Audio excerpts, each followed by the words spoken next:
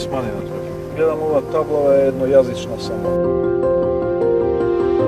Двојазични информативни табли, двојазични соопштенија, двојазични печати и логоа. 2 години по донесувањето на Законот за употреба на јазиците, на прв поглед се чини дека ништо не недостасува. Во Македонија постои непишано правило. Не дај Боже да затропаш на нивните врати. Портите на судството се една од нив. Денови, месеци, години. Направивме анализа за можните начини за одолговлекување на процесите.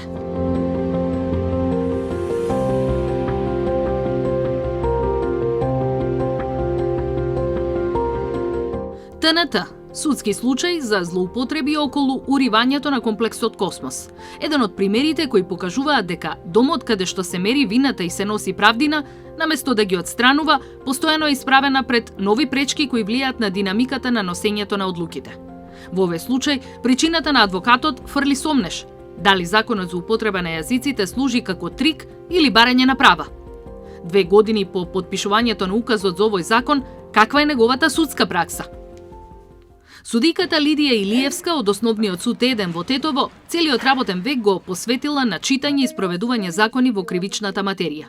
Тврди дека и Законот за употреба на јазиците се спроведува, освен членот 9 кој гласи: сите постапки се водат на македонски јазик и неговото кирилско писмо и на јазикот кој го зборуваат најмалку 20% од граѓаните во Република Македонија и неговото писмо, доколку судија, јавен обвинител, странка или друг учесник во постапката е лице кое зборува јазик кој го зборуваат најмалку 20% од граѓаните во Република Македонија.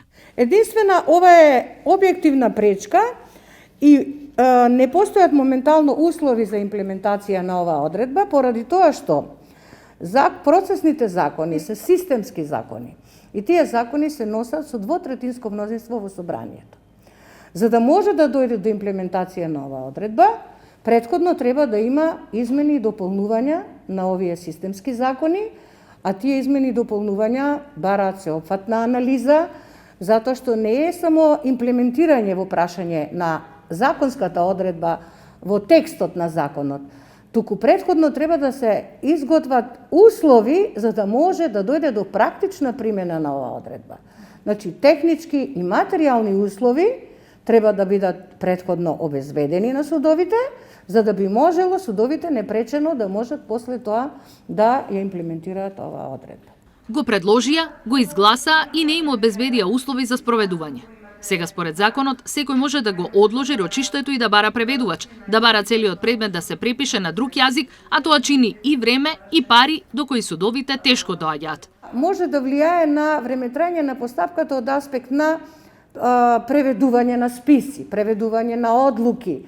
Тука се губи простор и време. По донесувањето на законот се угласи и меѓународниот фактор. Тие не го крие задоволството од идеално срочениот текст на хартија, но упатија на сериозна забелешка.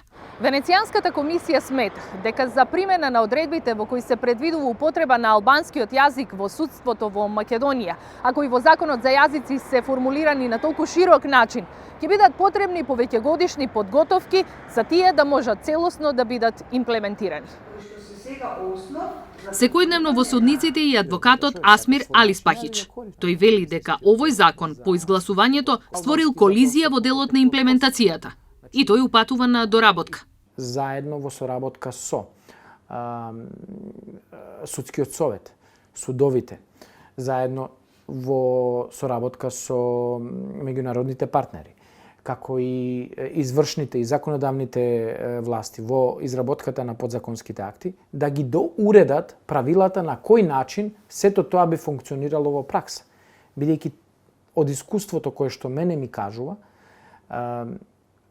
теоретскиот дел е многу полесен од практичниот дел. Сето тоа треба да се доуреди, повторувам, бидејќи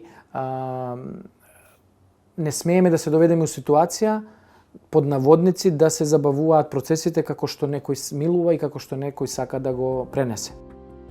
Од Министерството за правда велат дека знаат за сите аномалии што ги има законот.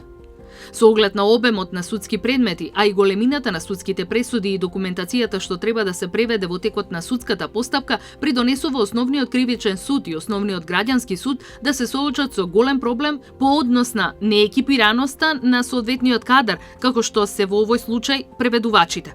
По однос на печатите, таблите, ознаките, логото на судовите, како и комуникацијата со одредени органи е двојазична.